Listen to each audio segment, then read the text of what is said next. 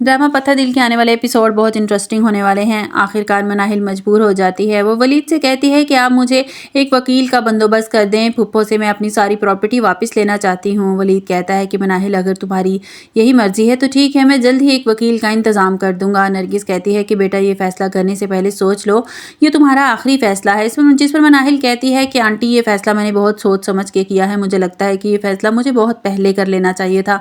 कुछ दिन के बाद मनाहिल कोर्ट का नोटिस लेकर माजदा के घर पहुंच जाती है और कहती है कि आपको मेरा ये घर खाली करना होगा और मुझे ये सारी प्रॉपर्टी वापस करनी होगी जो भी आप लोगों ने मुझसे हथियाई है। माजदा कहती है, ये क्या तरीका है तुम्हारा मुझसे बात करने का? होश में तो हो। वलीद से शादी करके तुम इतनी हवाओं में उड़ने लग गई हो कि सारे रिश्ते, सारे नाते भूल गई हो और ये भूल गई हो कि किस तरह से मैंने बचपन से अब तक तुम्हें पाला। अगर मैं ना होती तो तुम्हें कौन संभालता, कौन तुम्हारा ध्यान रखता? और अब तुम यहाँ हमारे सामने खड़ी हो, मुझसे एक एक पाई का हिसाब मांग रही हो। मैंने तुमसे हिसाब मांगा जो मैंने तुम्हें मोहब्बत और शफकत से पाला। मैं चाहती तो तुम्हें इस घर से निकाल सकती थी, तुम्हारी दौलत हथिया सकती थी जब तुम छोटी थी।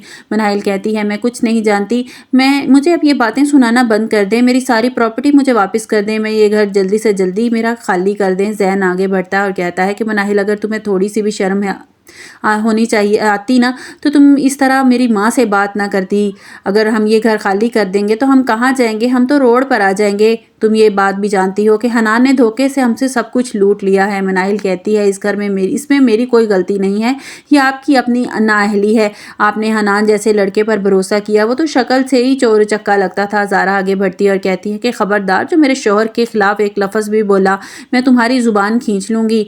वलीद कहता है कि आप लोग इस तरह मनाहिल से बात नहीं कर सकते। आप जानते हैं कि मनाहिल मेरी बीवी है और मैं किसी को भी मनाहिल से इस तरह बदतमीज़ी करने की इजाज़त नहीं दूंगा।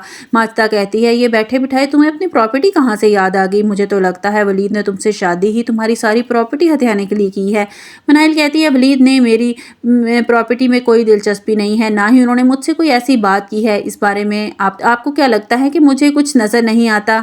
मैं तो शादी के बाद आपसे मिलने के लिए इस घर में आई थी। जब मैंने सबा को यहाँ देखा और जैन ने मुझसे किस तरह से बात की कि मैं इस घर में क्या लेने आई हूँ, इसको भला क्या इतराज़ है मेरी शादी से? इसने मुझे तो अपनी ज़िंदगी से निकाल दिया था। आप तो मुझे एक बेकार और नकारा समझते थे। मेरी बाबर जैसे लड़के से आपने शादी तय कर दी थी। अब आप मुझे बताएं कि सबा का इस घर में आने का क्या मकसद है? अगर आप मुझे अपनी बेटी समझती तो यूँ सबा के साथ मिलकर मेरे खिलाफ साजिशें न कर रही होती। माजदा कहती है, कर दी ना गैरों वाली बात। अगर तुम मेरी अपनी बेटी होती तो तुम मुझसे इस तरह जायदाद मांगने तो ना खड़ी होती, मुझसे तरह तरह की बातें ना करती, मुझसे यूँ जुबान ना चलाती। अगर तुम्हारे दिल में किसी किस्म का कोई लिहाज बाकी नहीं रह गया तो यही लिहाज कर लेती कि मैं तुम्हारे भाई की बाप की बहन हूँ, तुम्हारा से मेरा खूनी रिश्ता है। और आज ये बात मुझे बिल्कुल समझ में आ गई है कि तुम्हारी नज़र में खूनी रिश्तों से बढ़कर ये मालो दौलत की कदर अहमियत है। तो ठीक है, ये अगर तुम यही चाहती हो तो मैं तुम्हारा ये घर खाली करने के लिए तैयार हूँ, लेकिन मेरी ये बात याद रखना कि मैं तुम्हें कभी माफ़ नहीं करूँगी।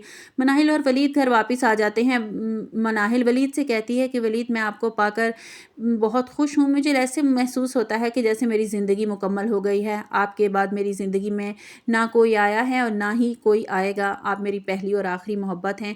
मैं आपकी बहुत शुक्रगुजार हूँ कि आपने अब तक मेरा बहुत साथ दिया। वलीद मनाहिल का हाथ थामते हुए कहता है कि मनाहिल, हम उम्र भर के साथी बन चुके हैं और हमने साथ निभाने का फ़ैसला किया है। अब हमारे दुख सुख एक हैं। तुम्हारी हर मुश्किल, हर परेशानी को मुझसे गुजरना होगा। आपको हमारी वीडियो कैसी लगी कमेंट्स बॉक्स में अपनी राय का इजहार कीजिएगा और लाइक और सब्सक्राइब कीजिएगा।